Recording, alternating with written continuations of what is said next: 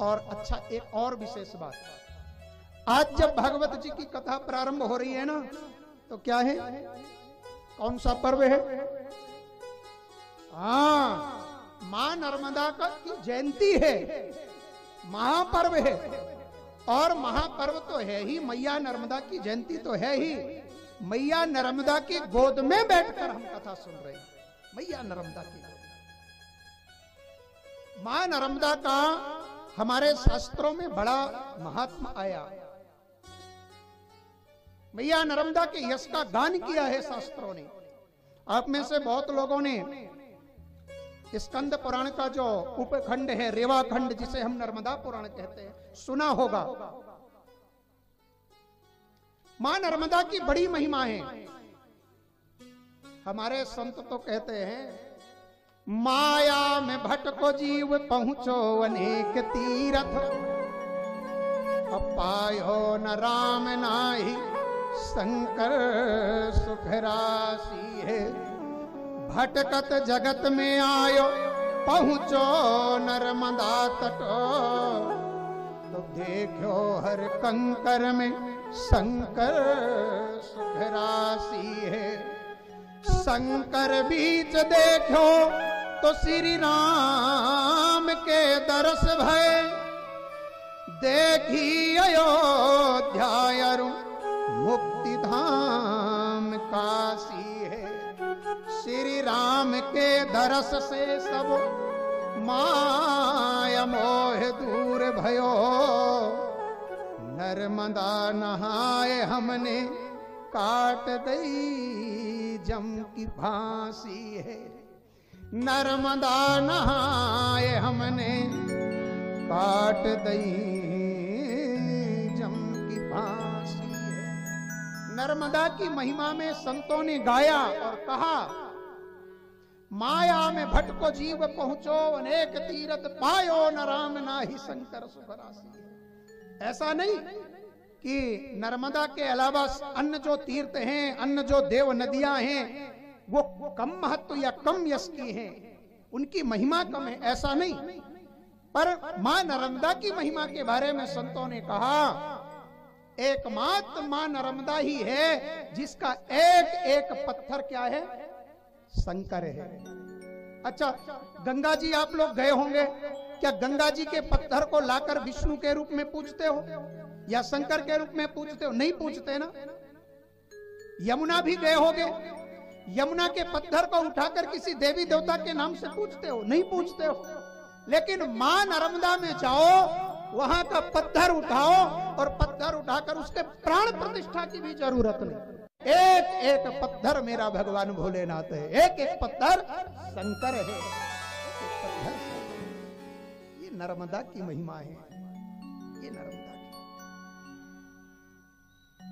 आज आप में से बहुत से लोगों ने नर्मदा स्नान किया होगा।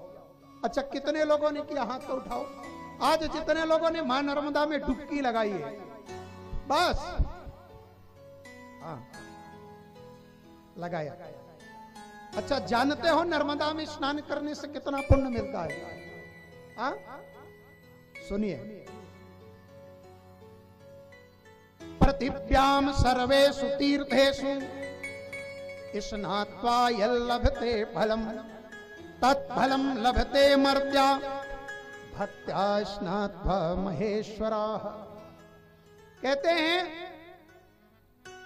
आप जाओ गंगा स्नान करो, आप जाओ यमुना स्नान करो, प्रयाग में जाकर डुबकी लगा लो। भारतवर्ष नहीं, भारत के बाहर भी अगर कोई तीर्थ हैं तो उन तीर्थों में जाइए और उन तीर्थों में जाकर के अवगाहन करिए। जितना पुण्य आपको सभी तीर्थों में स्नान करने से मिलेगा, उतना अकेले मैया नर्मदा देती है। कौन देती है? मैया नर्मदा देती है।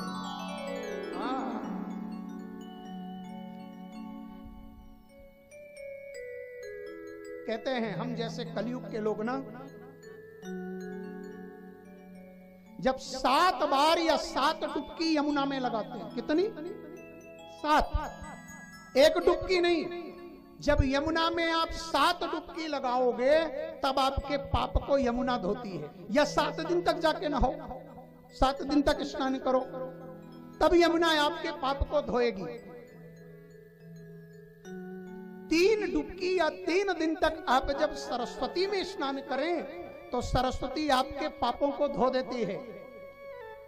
और गंगा, तो गंगा के बारे में कहा आप एक बार गंगा में स्नान करो और हर हर गंगे कह करके डुबकी लगाओ, मैया गंगा आपके पापों को धो देती है।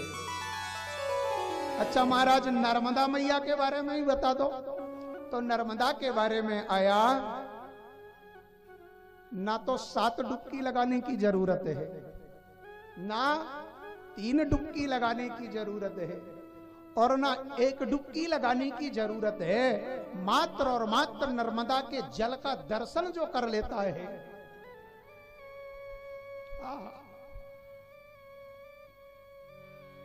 एक बार मात्र दर्शन जो कर ले रे बाबा, जल का दर्शन कर ले,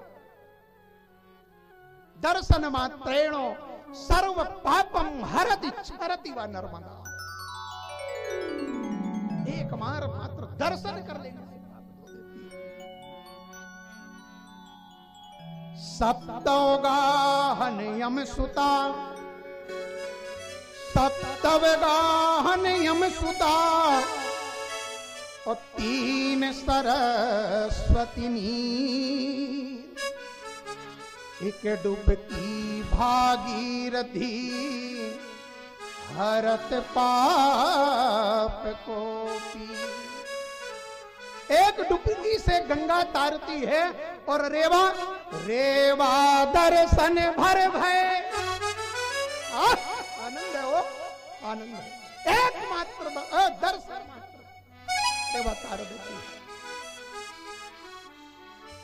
रेवा दर्शन भर भय, उठे जो दोनों हाथ,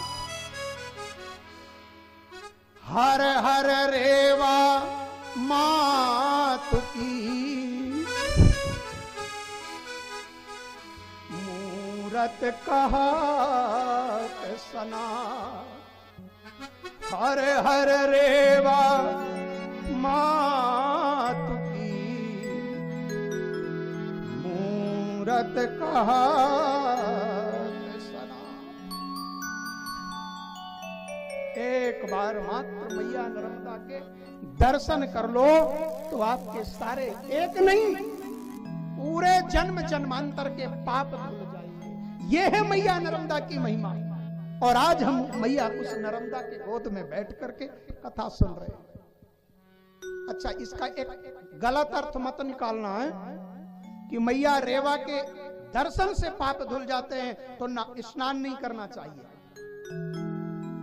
सोचो, जिस नर्मदा के दर्शन से सारे पाप धुल जाएं, अगर 1 डुबकी भी मां नर्मदा में लगा लोगे तो फिर कभी इस संसार में आना नहीं होगा, सीधे सीधे दिव्य धाम को जाओगे।